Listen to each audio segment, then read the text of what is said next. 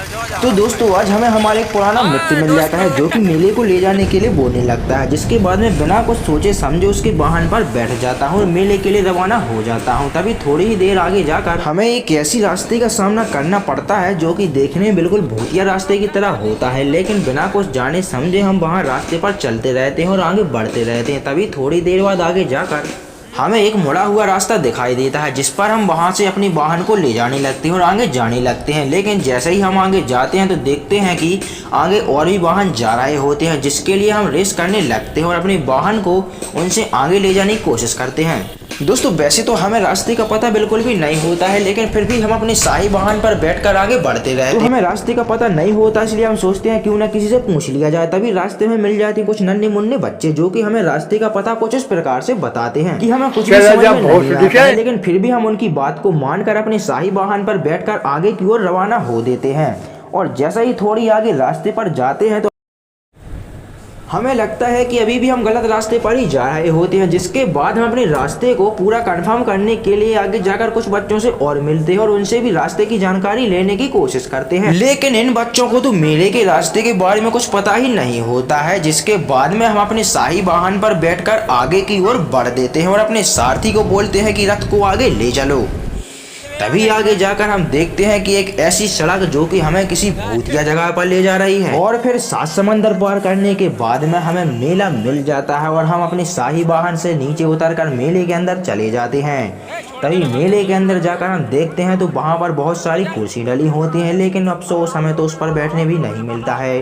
वहाँ से थोड़ी ही आगे जाकर हम देखते हैं कि वहाँ छोटे छोटे कुछ और दुकानें भी लगी होती हैं। दुकानों में देखा तो वहाँ पर कुछ घातक हथियार बिक रहे थे, लेकिन हमें क्या, हमें तो उन हथियारों से दूर ही रहना है।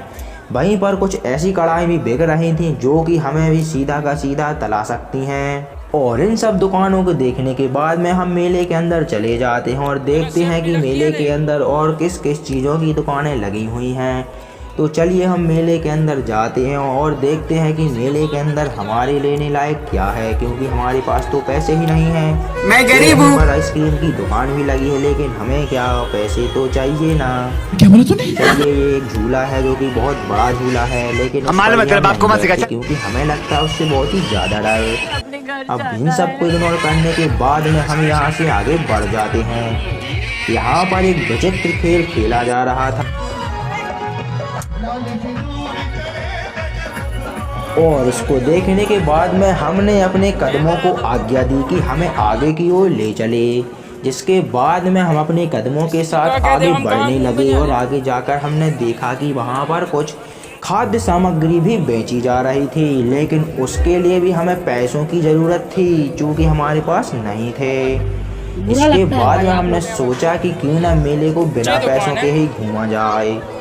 और जब हम बिना पैसों के मेला घूम रहे थे तो हमें पता चला कि इतना घूमने का कोई मतलब है ही नहीं। यहाँ हमारे भाई आगे किसी से टकराते टकराते रह गए। आगे की ओर बढ़ दिए जहाँ पर कुछ खिलौने भी बेचे जा रहे थे। खिलौनों को इग्नोर करके हम अपने कदमों को आगे और ले गए और यह जानने की कोशिश की क्या कोई बिना पैसों के भी मेला का आनंद ले सकता है। तो हमें पता चला कि बिना पैसों का कोई भी मेला नहीं होता है। मैं गरीब हूँ। तो हमने सोचा क्यों ना कुछ ले लिया जाए। इसके बाद में हम वहाँ एक पास वाली दुकान पे गए जिससे हमारा कोई लेना देना नहीं था, और उसको देखने के बाद में हमने अपने कदमों को पीछे ले लिया क्योंकि इससे भी हमको डर लगता था। अब हमारे भाई ने सोचा कि क्यों ना एक लॉकेट में नाम लिखवा लिया जाए। तो वहाँ बैठे दादाजी को इन्होंने एक नाम की स्पेलिंग बताई, लेकिन स्पेलिंग कुछ इस तरीके की थी कि दादाजी भी पूरी तरह से कंफ्यूज हो गए। और थोड़ी देर बाद स्पेलिंग को देखने के बाद में उन्होंने मोबाइल को वापस कर दिया।